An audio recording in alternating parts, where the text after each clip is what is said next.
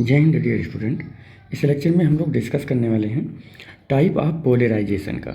इससे पहले के लेक्चर में हमने आपको पोलराइजेशन बताया और इस लेक्चर में डिस्कस करने वाले हैं टाइप ऑफ पोलराइजेशन।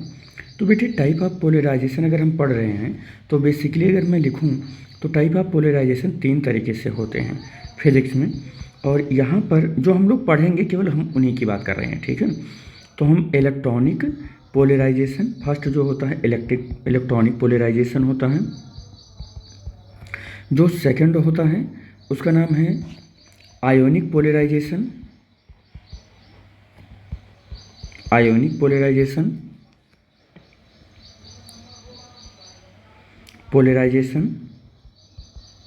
और जो थर्ड है अपने पास वह है ओरिएंटेशनल पोलराइजेशन। ओरिएंटेशनल पोलराइजेशन, ये अपने पास 3 पोलराइजेशन है। अच्छा एक चीज़ और बताते हैं आपको बेटे, ओरिएंटेशनल पोलराइजेशन को ही हम एक और नाम से जानते हैं डाइपोलर पोलराइजेशन भी इसी को कहते हैं, ठीक है। और आयोनिक पोलराइजेशन को एटॉमिक पोलराइजेशन भी कहते हैं, एटॉमिक पोलराइजेशन भी कहते हैं, ठीक है। तो हम लोग सबसे पहली वाली जो पोलराइजेशन है ये पढ़ने की कोशिश कर रहे हैं, इलेक्ट्रॉनिक पोलराइजेशन क्या है। तो हम सबसे पहले पढ़ेंगे इलेक्ट्रॉनिक पोलराइजेशन। इलेक्ट्रॉनिक पोलराइजेशन, ठीक है, इलेक्ट्रॉनिक पोलराइजेशन। चलो अब इलेक्ट्रॉनिक पोलराइजेशन क्या होता है ये देखते हैं। जैसे अपने पास कोई एक एटम है और एटम का सपोज कर लेते हैं ये न्यूक्लियस है, एटम का ये न्यूक्लियस है, और इस एटम का यहाँ पर इलेक्ट्रॉन क्लाउड है। यहाँ पर क्या है, इलेक्ट्रॉन क्लाउड है। ये ऑर्बिटल है जहाँ पर इलेक्ट्रॉन मिलेंगे, तो इसलिए हम ये कह रहे हैं कि ये इलेक्ट्रॉन क्लाउड है, ये इलेक्ट्रॉन क्लाउड है किसी एटम का, और ये पूरा का पूरा क्या है, एटम है। बेटे अगर मैं इसको यहाँ पर एटम इसको रखा है, इस एटम को रखा है, यहाँ पर कोई भी इलेक्ट्रिक फील्ड ना लगाएं। कोई भी इलेक्ट्रिक फील्ड ना लगाने का मतलब मेरा है कि एक्सटर्नल इलेक्ट्रिक फील्ड ना लगाएं। अगर मैंने कोई एक्सटर्नल इलेक्ट्रिक फील्ड यहाँ नहीं लगाया है, यानी कि no field we used here, तो हम देखेंगे कि यहाँ पर कोई भी पोलराइजेशन नहीं होगा, कोई भी पोलराइजेशन नहीं होगा। अब कोई भी पोलराइजेशन नहीं होगा इसका मतलब मैंने जब आपको पोलराइजेशन पढ़ाया था तो प्रीवियस लेक्चर में ये सारा डिस्कशन कर लिया है, फिर भी मैं एक बार आपको बता दे रहा हूँ। होगा क्या बेटे कि सेंटर, या कह सकते हैं सेंटर ऑफ द न्यूक्लियस, इस न्यूक्लियस का जो सेंटर है इस इलेक्ट्रॉन क्लाउड के सेंटर से प्रॉपर एक ही जगह पर क्या होगा। देखिए हम ब्लैक कलर वाले को न्यूक्लियस का सेंटर बनाए हैं और रेड कलर से हम इलेक्ट्रॉन क्लाउड का सेंटर ये बना दे रहे हैं। ये इलेक्ट्रॉन दोनों सेंटर एक ही जगह पर कोइंसाइड कर रहे हैं, तो हम ये बोलेंगे कि कोई भी डाइपोल मोमेंट नहीं बन पाया है, कोई डाइपोल नहीं है। इलेक्ट्रॉन क्लाउड का सेंटर और न्यूक्लियस का सेंटर एक ही जगह पर कोइंसाइड कर गया है, तो यहाँ पर कोई डाइपोल मोमेंट नहीं बना। बट हमने क्या किया कि इस एटम के ऊपर एक एक्सटर्नल इलेक्ट्रिक फील्ड अप्लाई कर दिया। जैसे ही एक्सटर्नल इलेक्ट्रिक फील्ड अप्लाई किया, यानी कि इलेक्ट्रिक फील्ड अब 0 नहीं है, तो हम क्या देखते हैं कि इलेक्ट्रॉन क्लाउड का जो न्यूक्लियस है वो यहाँ कहीं पर आ गया, और पॉजिटिव चार्ज यानी कि न्यूक्लियस का जो वो सेंटर है वो यहाँ कहीं पर आ गया। तो हम ये देखेंगे कि अपने पास centre of the electron cloud कहीं और है और centre of the positive charge यानी कि न्यूक्लियस का कहीं और है। ये दोनों क्या हुआ है कि कुछ रिमूव हो गए हैं अपने प्रीवियस सेंटर से, ये दोनों क्या हो गया है कि हट चुके हैं। तो इनके सेंटर के बीच में कुछ डिस्टेंस आ गया है, कुछ गैप आ गया है। सपोज कर लेते हैं कि वो डिस्टेंस कितना है, 2L। ये बहुत ही कम डिस्टेंस होता है, बहुत ही छोटा डिस्टेंस होता है। तो ये डिस्टेंस क्या है, 2L। तो अब यहाँ पर क्या हुआ है कि इलेक्ट्रॉन क्लाउड का सेंटर, न्यूक्लियस का सेंटर अपनी जगह से हट चुके हैं। तो अब हम ये बोलेंगे कि हमारा जो एटम है वो एटम पोलराइज्ड हो गया है। क्या हो गया है, अब पोलराइज्ड हो गया है, ठीक है। हमारा एटम क्या हो गया है, पोलराइज्ड हो गया है,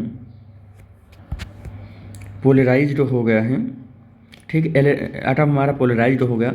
अब यहाँ पर पोलराइजेशन 0 नहीं है, यहाँ पर पोलराइजेशन 0 नहीं है, ठीक है। तो यहाँ पर क्या होता है, ये एक्सटर्नल इलेक्ट्रिक फील्ड अप्लाई करते हैं। ये याद रखना कि अपने आप से ये इंटरनल इलेक्ट्रिक फील्ड नहीं होता है, एक्सटर्नल इलेक्ट्रिक फील्ड होता है, ठीक है। और ये क्या है, ये positive charge positively charged nucleus है ये, चार्ज्ड न्यूक्लियस है ये, ठीक है। और ये इलेक्ट्रॉन क्लाउड है, ये भी याद रखना, ये सब मैं लिख दे रहा हूँ यहाँ पर। तो नेगेटिव चार्ज इलेक्ट्रॉन क्लाउड, ठीक है। और ये क्या है, ये इलेक्ट्रॉन क्लाउड है, ये न्यूक्लियस है, दोनों का सेंटर एक ही जगह पर कोइंसाइड कर रहा है। अब अगर मैं इलेक्ट्रॉनिक पोलराइजेशन के बारे में थोड़ा और आपको बताऊं तो थोड़ा और इन्फॉर्मेशन है, मैं ऐसे लिख दे रहा हूं यहाँ पर क्या इन्फॉर्मेशन है कि ये रेयर गैसियस एटम में पाया जाता है, ये भी आप याद रखिए। ये रेयर गैसियस एटम में ऐसे लिख दे लीजिए पाया जाता है, ठीक है। दूसरी बात इसके लिए लिखूं तो इसमें एटम एटम इंटरेक्शन होता है, atom atom interaction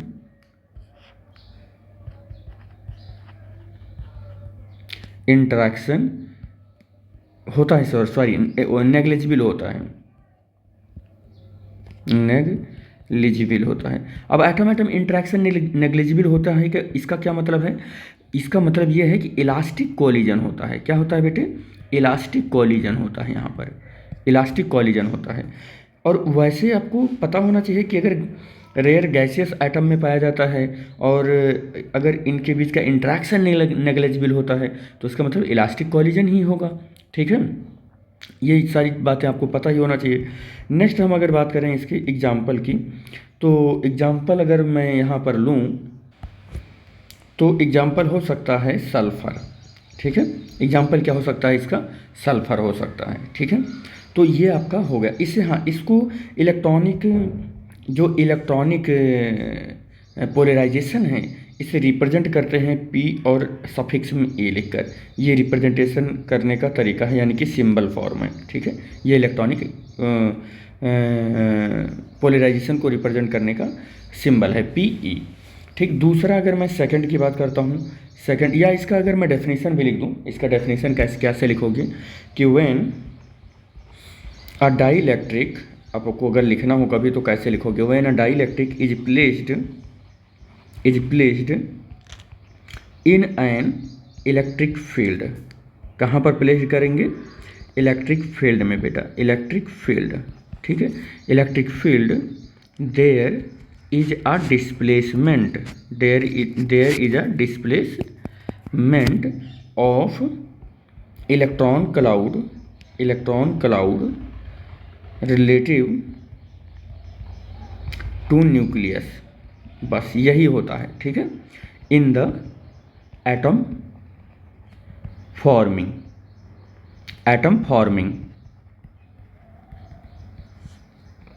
the molecule, ठीक। तो इसी को हम क्या बोलते हैं, इसी को बोल देते हैं इलेक्ट्रॉनिक पोलराइजेशन, ठीक है। कह रहा है कि जब कोई भी डाइइलेक्ट्रिक मटेरियल के डाइइलेक्ट्रिक मटेरियल में इलेक्ट्रिक फील्ड लगाते हैं तो उनके इलेक्ट्रॉन क्लाउड और पॉजिटिव चार्ज यानी न्यूक्लियस के सेंटर एक दूसरे से थोड़ी सी क्या हो जाते हैं, डिस्प्लेस्ड हो जाते हैं। क्या हो जाते हैं बेटे, डिस्प्लेस्ड हो जाते हैं। और इसके डिस्प्लेस्ड होने से क्या बन जाता है, अपना इलेक्ट्रॉनिक पोलराइजेशन बन जाता है। तो मैं ये भी लिख देता हूँ कि this causes an induced dipole moment in molecules. This phenomenon is called electronic polarization. Next अब चलते हैं नेक्स्ट पर, जिसका नाम है आयोनिक पोलराइजेशन। दूसरा है, सेकंड है, क्या है, आयोनिक पोलराइजेशन। आयोनिक का एक और नाम होता है, इसे भी हम लिख कर चलते हैं, एटॉमिक पोलराइजेशन। यह भी आप याद ही कर लें, एटॉमिक पोलराइजेशन, ठीक है। अब क्या होता है एटॉमिक पोलराइजेशन, इसकी भी डेफिनेशन मैं लिख ही देता हूँ, फिर आपको समझा दूंगा। कह रहा है कि when a dielectric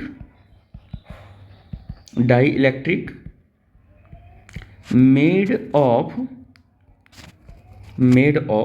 molecules molecules having separate positive and negative atom. याद रखना यहाँ एटम की बात हो रही है लेकिन पॉजिटिव और नेगेटिव, ठीक है। इसका मतलब जैसे NaCl हुआ और H2SO4 हुआ, ये ऐसे एटम यहाँ मिलना चाहिए। या मैं यहाँ लिखे ही देता हूँ आयंस, यहाँ मैं लिखे ही देता हूँ ions. Is placed in an external electric field, ठीक है। External electric field the separate या separation between positive and negative charges is Altered.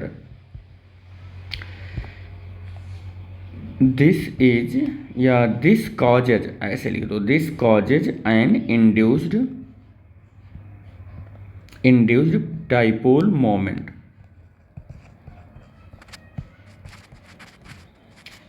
Moment in the molecule. चलो देखते हैं कि क्या है। तो this phenomenon is called atomic और आयोनिक पोलराइजेशन। देखो, हमने समझाने की क्या कोशिश की आपको, हमने ये बताने की कोशिश की कि कोई भी डाइलेक्ट्रिक जो मटेरियल बना है वो किससे मिलकर बना है, ऐसे मॉलिक्यूल्स से मिलकर बना है जिसमें पॉजिटिव और नेगेटिव दोनों एटम हो। एग्जांपल के तौर पर जैसे हम कोई हैलाइड ले लेते हैं और वो हैलाइड है मेरा NaCl। अगर आप इसको देखोगे तो Na+ भी होता है और Cl- होता है। तो कोई हमारा डाइलेक्ट्रिक इससे मिलकर बना हुआ है जिसमें पॉजिटिव आयंस भी हैं और नेगेटिव आयंस भी हैं, इसीलिए तो हम इसको एटॉमिक आयोनिक पोलराइजेशन बोलते हैं। इसीलिए कि इसे आयोनिक पोलराइजेशन बोलते हैं। तो हम ये देख रहे हैं कि Na+ का जो सेंटर है, Cl- का जो सेंटर है, एक ही जगह पर कोइंसाइड कर रहा है जब हम कोई इलेक्ट्रिक फील्ड नहीं लगा रहे हैं। एक्सटर्नल इलेक्ट्रिक फील्ड की वैल्यू 0 है। लेकिन जैसे ही हमने देखा कि इस यहाँ पर एक्सटर्नल इलेक्ट्रिक फील्ड हमने अप्लाई कर दिया, अब वो 0 नहीं है, तो Na+ का जो आयन है और Cl- का जो आयन है, इनके बीच में कुछ एटॉमिक सेपरेशन हो जाता है। और वो एटॉमिक सेपरेशन होने की वजह से यहाँ पर अब जो पोलराइजेशन है वो पोलराइजेशन हमारा क्या है, आयोनिक पोलराइजेशन है। कौन सा पोलराइजेशन है, आयोनिक पोलराइजेशन है, ठीक बेटे। इसको आयोनिक पोलराइजेशन को हम Pi से रिप्रेजेंट करते हैं। किससे रिप्रेजेंट करते हैं, Pi से। इलेक्ट्रॉनिक पोलराइजेशन को Pe से रिप्रेजेंट करते हैं, आयोनिक पोलराइजेशन को Pe से रिप्रेजेंट करते हैं। अपना जो थर्ड पोलराइजेशन है वो है ओरिएंटेशनल पोलराइजेशन और डाइपोलर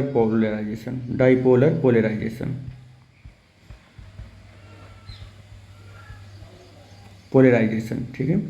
तो डाइपोलर पोलराइजेशन है ये, ठीक। अब डाइपोलर पोलराइजेशन क्या है, इस पर हम लोग थोड़ा सा डिस्कशन कर लेते हैं। डाइपोलर अगर पोलराइजेशन की बात करें तो कोई मॉलिक्यूल है और वो मॉलिक्यूल कैसा होना चाहिए, रैंडम होना चाहिए, ठीक है। तो मैं ऐसा यहाँ लिख ही देता हूँ कि डिसिमिलर एलिमेंट है, अपने पास एलिमेंट है, तो डिसिमिलर एलिमेंट में है। और ये एलिमेंट, डिसिमिलर एलिमेंट मिलकर क्या करते हैं, कोवैलेंट बॉन्ड बना लेते हैं। क्या करते हैं बेटे, कोवैलेंट बॉन्ड बना लेते हैं। तो हमारा जो डाइपोलराइजेशन यहाँ पर बनता है उसे हम बोलते हैं ओरिएंटेशनल पोलराइजेशन। एग्जाम्पल के तौर पर अगर मैं कहूँ तो जैसे H2O है, CO है, NO2 है, CH3Cl है। तो डिसिमिलर एलिमेंट मिलकर जब कोवैलेंट बॉन्ड बनाते हैं और वहाँ पर मतलब ऐसे डाइलेक्ट्रिक जो होते हैं वहाँ पर जब एक्सटर्नल इलेक्ट्रिक फील्ड अप्लाई करते हैं तो वो पोलराइज्ड हो जाते हैं। और अब जो पोलराइजेशन हुआ है वहाँ पर वो ओरिएंटेशनल पोलराइजेशन हुआ है, ठीक है। तो यहाँ पर मैं इसको डेफिनेशन के फॉर्म में भी लिख देता हूँ कि when a dielectric made of molecules molecules having randomly oriented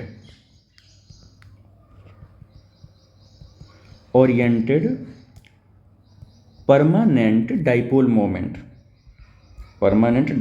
moment, ठीक है, ये होता है। और क्या कर सकते हैं, is placed in an external electric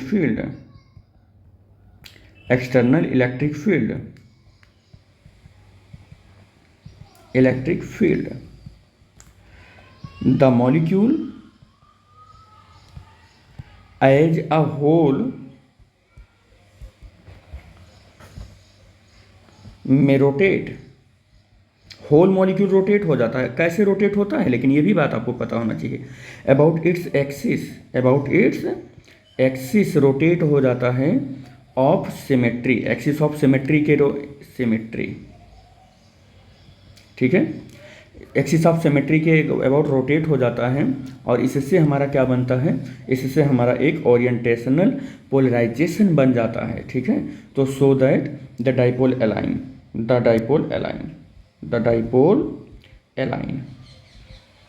ठीक है, अलाइन और अलोंग द फील्ड डायरेक्शन के अलोंग पूरा मॉलिक्यूल क्या हो जाता है, रोटेट करने लगता है। इससे जो हमारा इस कंडीशन के अंडर जो पोलराइजेशन बन रहा है उसे हम ओरिएंटेशनल पोलराइजेशन बोलते हैं, ठीक है। और ओरिएंटेशनल पोलराइजेशन को हम किससे रिप्रेजेंट करते हैं, PO से रिप्रेजेंट करते हैं। किससे रिप्रेजेंट करते हैं, PO से रिप्रेजेंट करते हैं।